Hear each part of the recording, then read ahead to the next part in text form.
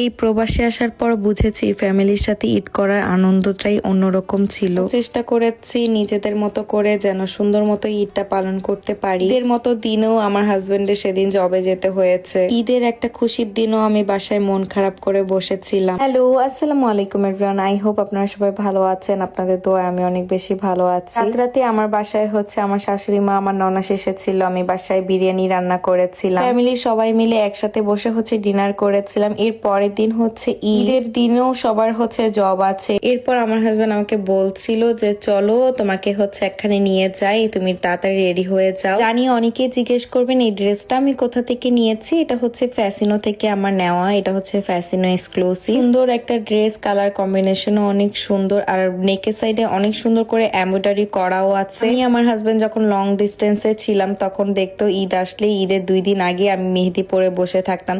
আর এখন তো মেহেদি পড়তেই পারি না, কত রান্না বান্না থাকে, কত কিছু থাকে। এক হাতে আমি মেহেদি পরলেও আরেক হাতে পরার মতন কেউ থাকে না। তো আমার আবার পছন্দ 2 হাতেই আমার হচ্ছে সুন্দর মতন মেহেদি পড়তে হবে। আসলে ঈদ জিনিসটা না ফ্যামিলির সাথে করতে অনেক বেশি ভালো লাগে। ফ্যামিলিকে ছাড়া ঈদ একদম ইনকমপ্লিট। ঈদের দেশে আসলে একদমই দেশের মতন ঈদের ফিলটা পাওয়া যায় না। ঈদ ফিল নেওয়ার জন্য তার ফ্রেন্ডের বাসায় চলে গিয়েছিলাম। সেখানে গেলে আবার অনেক ধরনের খাওয়া দাওয়া, অনেক রকমের আড্ডা। আরেকটা আপু হচ্ছে এত সুন্দর চালের রুটি বানিয়ে নিয়ে এসেছিল। চালের রুটি দিয়ে আমরা গরুর মাংস খেয়েছি। 40টার মতন রুটি সে আমাদের জন্য বানিয়ে নিয়ে এসেছে। রুটিগুলো দেখতে এত সুন্দর হয়েছিল আর খেতেও এত মজা হয়েছে। আর জয় ভাই হচ্ছে মজার গরুর মাংসটা বানিয়েছে, ঝাল ঝাল। এটা খেতে যে এত মজা হয়েছিল। আমি মেহেদি নিয়ে গিয়েছিলাম, সেখানে ইলাপু তো এসেছে। ইলাপু অনেক সুন্দর মেহেদি পরায় আপুর কাছ থেকে। তারপর আমি মেহেদি পরে নিচ্ছিলাম এক হাতে।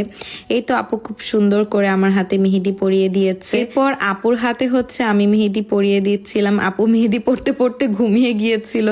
এটা নিয়ে আমরা এত হাসাহাসি করেছি। সারাদিন বসে মন খারাপ করেছি, মনে করেছি মেহেদি পড়তে পারবো না। এখন খুবই ভালো লাগছিল মেহেদি পরে। আপুর হাতেও আমি খুব সুন্দর করে মেহেদি পরিয়ে দিয়েছিলাম। ভর্তি করে মেহেদি পরার পর মনে হচ্ছিল এখন হচ্ছে ঈদ পরে বাসায় আস্তে আস্তে আমাদের প্রায় রাত 2টো বেজে গিয়েছিল। 2 হাতেই হচ্ছে মেহেদি পরে ফেলেছিলাম। আমার হাতটা যেহেতু একটু মোটা, এই জন্য আমি একটু গোল টাইপের ডিজাইন সবসময় করি, আমার ভালো লাগে। হচ্ছে ঈদের দিন সকালবেলা সীমান্ত হচ্ছে সকালবেলা উঠে গোসল করে এখন নামাজ পড়তে যাবে। সবাইকে জানাই ঈদ মোবারক। সবার ঈদ হয়তো বা অনেক ভালো কেটেছে। এই তো নতুন পাঞ্জাবি পরে একদম রেডি, অনেক সুন্দর লাগছিল মাশাআল্লাহ। আমার মেহেদি দেখে বলছে তোমার মেহেদি তো আস্তে আস্তে কালার হচ্ছে। আমি বললাম যে হ্যাঁ আরো কালার হবে। তাকে এই তো নামাজ পড়তে পাঠিয়ে দিয়ে আমি হচ্ছে বাসাটা একটু গুছানোর চেষ্টা করছি। ভাবলাম যে ঈদ যেহেতু একটা নতুন চাদর বিছিয়ে ফেলি। ঈদের দিন আমি সারাদিন ঘরে বসে বসে হচ্ছে কাজ করেছি। বাহিরের দেশে আসলে বাংলাদেশের মতন ওইভাবে গরু কোরবানি করা হয় না। এর দেশেও কোরবানি করা হয় কিন্তু সেটার জন্য একটা নির্দিষ্ট জায়গা থাকে। বাসার সামনে তো আর গরু রাখা হয় না। বাংলাদেশে যেদিন ঈদ ছিল সেদিন জাপানেও ঈদ হয়েছে। শনিবার যেহেতু ঈদ হয়েছে, জাপানে আবার শনি রবিবার মাংস কাটা হয় না। মঙ্গলবারে হচ্ছে কোরবানির মাংস বাসায় আনা হবে। আর প্রতি বছরই আমার শাশুড়ি মা হচ্ছে জাপানি কোরবানি দিয়ে থাকে। থেকে খুশির বিষয় হচ্ছে এই প্রথম আমি কোরবানি দিয়েছি, সেটা হচ্ছে বাংলাদেশে। প্রথম আল্লাহ আমাকে কোরবানি দেওয়ার তৌফিক দান করেছেন। সবাই আমার জন্য অনেক বেশি দোয়া করবেন। সামনের বছর যেন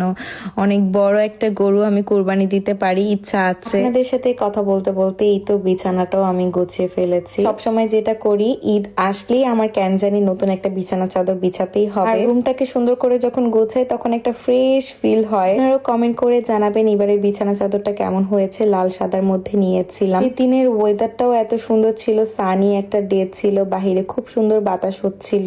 সীমান্ত বাসায় এসে নামাজ পড়ে সে আবার তার জবে চলে গিয়েছে। আমি বাসায় একা ছিলাম।